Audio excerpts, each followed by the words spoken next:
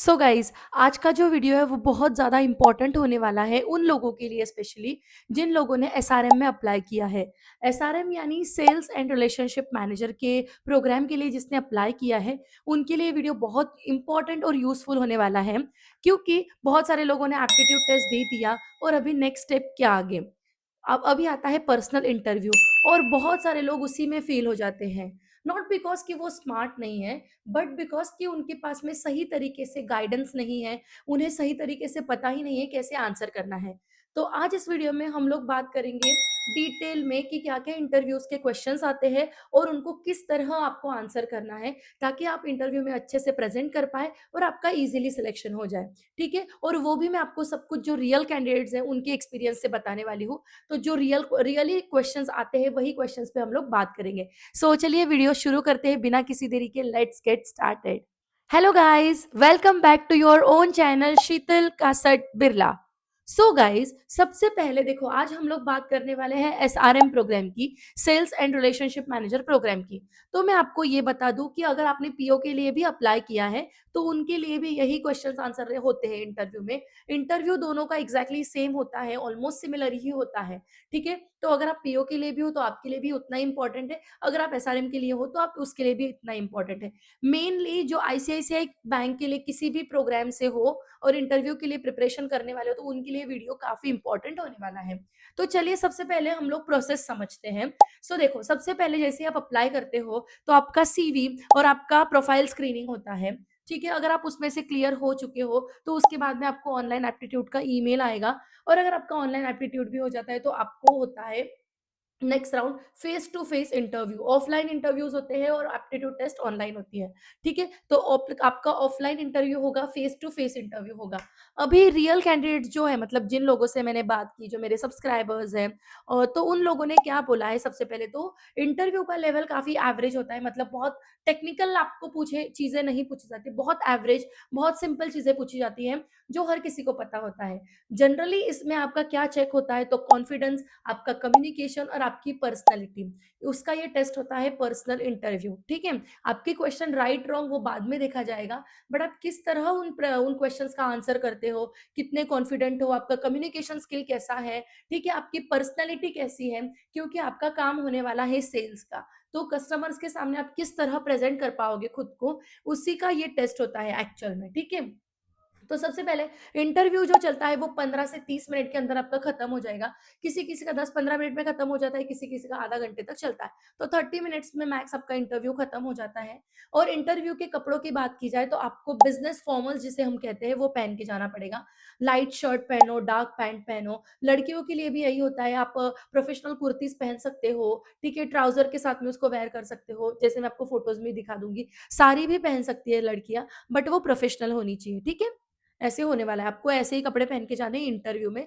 उसके बाद में अभी आगे बात करते हैं कि सबसे इम्पोर्टेंट क्या होता है। देखो, एक ज़रूरी बात है, जो मेरे सब्सक्राइबर्स हैं और उन्होंने ग्लास डोर पे भी रिव्यू डाला है, कॉन्फिडेंस और बोलने का तरीका बहुत ज़्यादा मैटर करता है, ठीक है? तो आपके आंसर्स ऐसे नहीं होने चाहिए कि रट्टा मार के आए हो आप अपने आंसर्स और यहाँ पे बस पढ़ रहे हो, नहीं। नेचुरली, कॉन्फिडेंटली आप वो कैसे बोलते हो, किस तरह प्रेज़ेंट करते हो, अगेन वही सारी चीज़ें होती हैं। और एक इम्पोर्टेंट टिप इसमें ये है कि आप जो अपना रिज़्यूमे है ना, वो काफ़ी प्रोफेशनल बनाओ, क्योंकि सबसे पहले जो आपका इंटरव्यूअर है वो आपका रिज़्यूमे चेक करेगा। और हाँ, आपका जो रिज़्यूमे रहेगा वो आपको खुद भी पढ़ना है कि आपने अपने रिज़्यूमे में क्या-क्या चीज़ें लिखी है, तो उसके अकॉर्डिंग ही आपको आंसर करना है, ठीक है? ये हो गया। अभी बात करते हैं क्वेश्चंस की, तो चलिए मैं आपको वन बाय वन सारे क्वेश्चंस और उनके आंसर्स कैसे देने हैं वो बताती हूँ। सबसे कॉमन और सबसे पहले पूछा जाने वाला एक सवाल होता है, टेल मी अबाउट योरसेल्फ, मतलब अपना खुद का इंट्रोडक्शन दो। तो अभी इसका मैं आपको एक स्ट्रक्चर दिखा देती हूँ कि आपको क्या करना है। 1 से 2 मिनट में आपका खुद का जो इंट्रोडक्शन है वो कंप्लीट कर लेना है। ज़्यादा टाइम का नहीं होना चाहिए, बहुत लंबा नहीं खींचना चाहिए। 1 से 2 मिनट में आपको अपना इंट्रोडक्शन दे देना है। अभी इंट्रोडक्शन कैसे देना है वो मैं आपको बताती हूँ। सबसे पहले क्या करना है, आपको नाम बताना है, आपने क्या एजुकेशन किया है वो आपको बताना है, फिर लोकेशन, आप किस सिटी से बिलॉन्ग करते हो, कहाँ से आपने एजुकेशन किया है वो, आपका थोड़ा बहुत बैकग्राउंड, और सबसे इम्पोर्टेंट व्हाई बैंकिंग या व्हाई आईसीआईसीआई। ठीक है, ये आपका स्ट्रक्चर होना चाहिए। जैसे मैं आपको सिंपली बताती हूँ, अगर आपको पूछा जाएगा कि टेल मी अबाउट योरसेल्फ, तो आप क्या कहोगे? My name is Sheetal, I am graduated from this university. I have always been in I have always been interested in finance and customer interaction. I believe banking is a sector where I can combine my communication skill and my interest in finance to genuinely help people.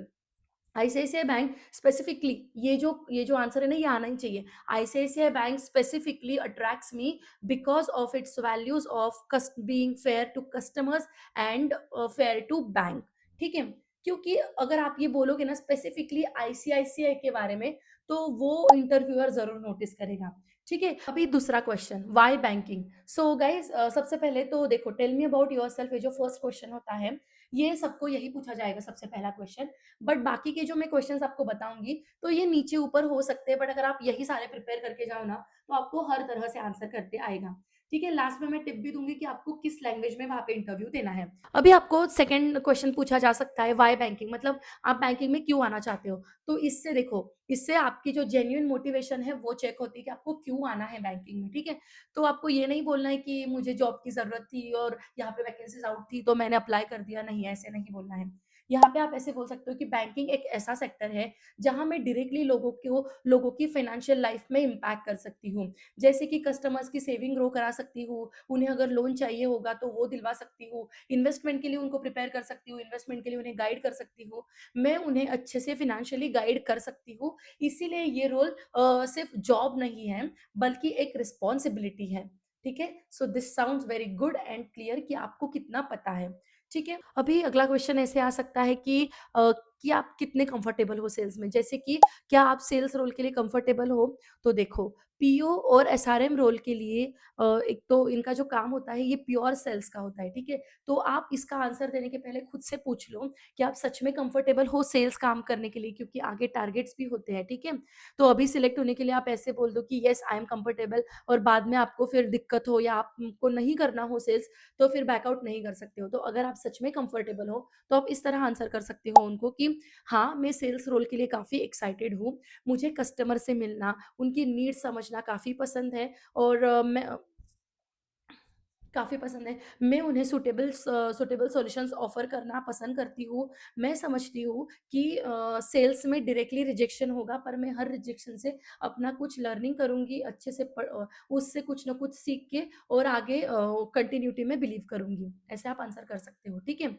अभी बात करते हैं, जो ये questions आता ही है, ठीक है? बैंकिंग नॉलेज के बारे में, कि आईसीआईसीआई बैंक के बारे में आप क्या जानते हो? ठीक है? तो ये देखो, ये क्वेश्चन 100% आने वाला है। तो अभी इसका जवाब ये देखो, पता होना चाहिए। अगर पता नहीं है तो बहुत बुरा इंप्रेशन पड़ेगा, क्योंकि आप जिस बैंक के इंटरव्यू के लिए जा रहे हो, अगर आपको उसके बारे में ही नहीं पता है, तो दिस इज नॉट फेयर। सो आपको अच्छे से पढ़ के जाना है, उनका विकिपीडिया पढ़ के जाओ। जैसे कि देखो, आंसर मैं आपको बता देती हूँ सिंपली, कि देखो, सबसे पहले तो विकिपीडिया अगर गूगल करते हो ना, तो वहाँ पे पता चल जाएगा कि इंडिया की सबसे बड़ी प्राइवेट बैंक है आईसीआईसीआई बैंक। 6,500 प्लस उनकी साढ़े छः हज़ार प्लस उनकी ब्रांचेज़ हैं, 17,000 प्लस उनके एटीएम्स हैं अलग-अलग सिटीज़ में इंडिया के। इसके अलावा प्रोडक्ट्स में बहुत सारे उनके अलग-अलग प्रोडक्ट्स हैं, फिलॉसफी है उनकी fair to customer, fair to bank वाली। डिजिटल बैंकिंग में आई मोबाइल पे यूज़ करते हैं, इंटरनेट बैंकिंग है। ठीक है, तो आप इसका आंसर ऐसे सिंपली दे सकते हो कि ICICI bank is leading private bank है, जिससे 6,500 से ज़्यादा ब्रांचेज़ हैं। बैंक का focus customer centric 360 degree banking पे है, मतलब एक कस्टमर की सारी बैंकिंग नीड्स एक ही जगह सॉल्व करना।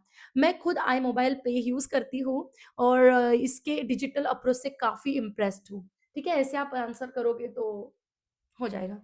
अभी रिलोकेशन का क्वेश्चंस भी आता है, कि आप किसी भी रोल के लिए रिलोकेट होने के लिए रेडी हो क्या किसी भी सिटी में? तो देखो, ये सवाल तो सबसे पहले आप खुद से पूछो कि आप सच में रेडी हो या नहीं हो। बिकॉज़ ये सेल्स जॉब है, और एसआरएम तो काफ़ी, मतलब आपको तो मोबाइल ही होना पड़ेगा, उनका लोकेशन उन्होंने वैसे दिया हुआ है। ठीक है, तो अगर आप सच में रेडी हो, तो इसका आंसर आप ऐसे दे सकते हो कि हाँ, मैं लोकेशनली मोबाइल हूँ, और मैं समझती हूँ कि बैंकिंग एक पैन इंडिया सर्विस है और बैंक की रिक्वायरमेंट के हिसाब से मुझे अलग-अलग जगह लोकेट होना पड़ेगा और मैं इसे अपॉर्च्युनिटी की तरह लूँगी और काफ़ी एक्साइटेड रहूँगी अगर मुझे कोई अलग अपॉर्च्युनिटी मिल रही है तो, ठीक है? नेक्स्ट क्वेश्चन आपको पूछा जा सकता है कि वीकनेस क्या है आपकी? तो सबसे ऐसे पूछेगा कि आपकी सबसे बड़ी वीकनेस क्या है? तो देखो, एचआर का ये क्लासिक क्वेश्चन होता है और ये आपसे पूछ रही है और आप इससे क्या आंसर करते हो कि आई एम परफेक्शनिस्ट, तो यही मेरी सबसे बड़ी वीकनेस है, तो नहीं, बहुत लोग बोलते हैं, ठीक है? तो ये साथ में आपको नहीं बोलना है, आप ऐसे बोल सकते हो कभी क और ऐसा नहीं है कि सिर्फ वीकनेस बता दी, आप ऐसे करो कि उस वीकनेस से निकलने के लिए आप क्या करते हो फिर, ऐसे भी बोलना है, सिर्फ वीकनेस बतानी नहीं है।